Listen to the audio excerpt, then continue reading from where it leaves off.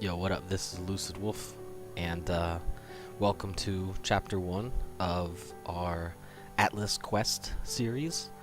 What we're going to be doing in this series is we're going to be going through and completing the Atlas for some of the endgame content in Path of Exile. So, I haven't done a lot of endgame map stuff in PoE, but I played for a while. I usually did a lot of races when the new leagues would come out and they'd have some of the races. So a lot of the endgame stuff is still kind of new to me, so that's going to be kind of cool. We can explore some things together. I did a few maps to kind of get us started just at the base. We can see that kind of start in these four corners and work our way to the middle is what it seems. There are these celestial kind of backgrounds for some of these maps that open up. And this one says Shaper Influenced Map. In one of these previous maps, I encountered an NPC where he kind of froze time and gave me an objective. And then once I completed it, he froze time again, went through some dialogue, and then he basically gave me an objective to follow the Shaper deeper into the Atlas, and my next step is to complete the cage map. So when we hit G, we bring up the Atlas, so we can see that cage map here has kind of that celestial background behind it. So I'm gonna kick us off with just a pen map, so we can progress a little bit. Most of these tiers start tier 1, or all the corners start with the tier 1, and then they build on to tier 2 and 3 and so on. They obviously get harder as the tiers go higher, and they all have this bonus objective where if the map just is white, then it's just your base map, but if it's blue or rare, I don't know if there's unique maps, but definitely could be, but if it's magic or rare, then you can complete this bonus objective. So I'm trying to at least complete that. I think the highlight outline notifies you in the Atlas that the bonus has been complete. So let's go ahead and give it a shot and get started here.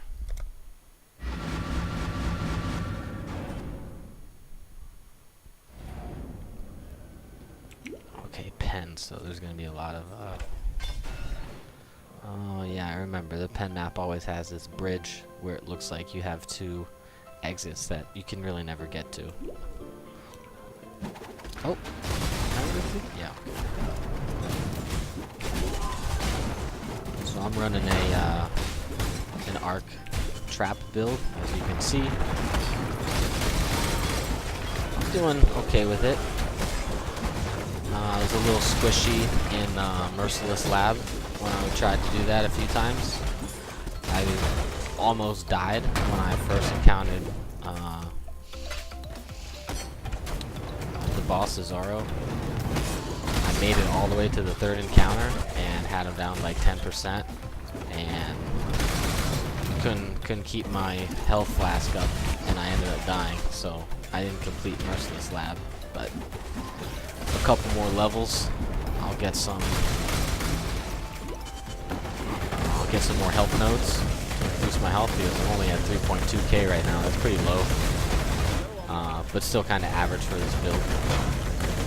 I'm running Mind Over Matter. What the fuck is all this lightning storm coming down? Making the whole screen shake. Is that it? Wasn't there supposed to be a Abyssal Trove right there?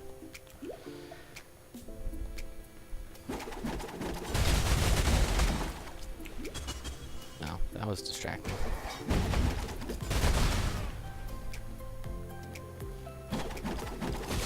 Yeah, so I'll be able to get some more max life nodes, which will allow me to do complete Merciless Lab a little better without the fear of getting one shot and having to dodge every single thing from the Zaro. One of the good things about us doing this, the Atlas quests together, is that we're going to be able to encounter, I forget what expansion those little trenches come in, where enemies from the beyond come through, or they come from hell, I guess, pretty much. But we'll get to do that. We'll get to do the investigation stuff. kind of encounter almost everything in the maps.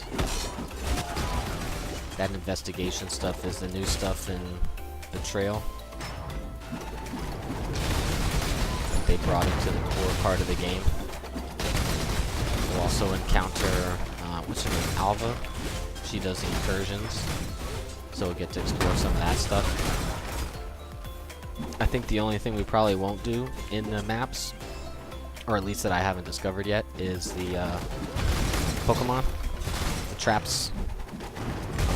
What do they call that? Bestiary, right, where Einhar comes and traps the beasts. Definitely could encounter some of that, but I haven't encountered any of that yet.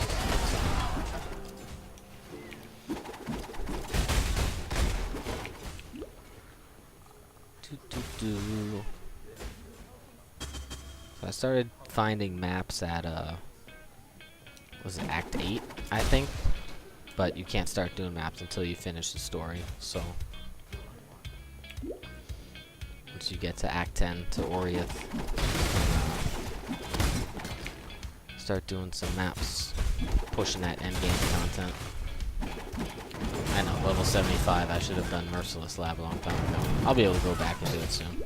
I think I tried at 70 and just been trying to work through some maps. So, oh, I can get up here. What? Did I miss that last time I did Pen? I thought for sure it was just like a facade. Oh, okay. But that's the arena, so that makes sense. Usually at the end of the maps there's an arena, which holds the map boss, which is usually the objective, if you have one that you need to complete. So, I think what I started to speak to before was with low life. Since I only have 3.2 life, what I was saying before is that I'm running Mind Over Matter, often referred to as MOM, some people will call it, and that takes 30% of my damage taken as mana. Right? So you have MOM over here. 30% damage taken is from mana before life. So a lot of the nodes in this build increase my max mana, and then I just scooped up an Essence Worm and put Wrath in there so that it doesn't consume any reserve when I throw on the Aurora. So that kind of helps with my mana pool stay open. And then I modified this one so that it doesn't give me as much mana, but it gives me instant recovery rate. So if I'm low, or I find that I'm taking some heavy hits of damage, I can pop that to get an instant boost so that my life doesn't really start chipping away too fast. So we completed our first map, the Pen map. That was it up here? The Pen? Yeah, so if I would have upgraded that to a rare or magical one, then we could have completed that bonus. We probably should have done that. But I think what we're going to do next for Chapter 2 is we're going to do this Tier 3 cage map so we can push this, the Hidden Architect. Right? Hidden Architect, we can kind of push this quest along a little more. So thanks for joining, watching, hoping that you will stay with me along for the ride for Atlas Quest, and see you next time.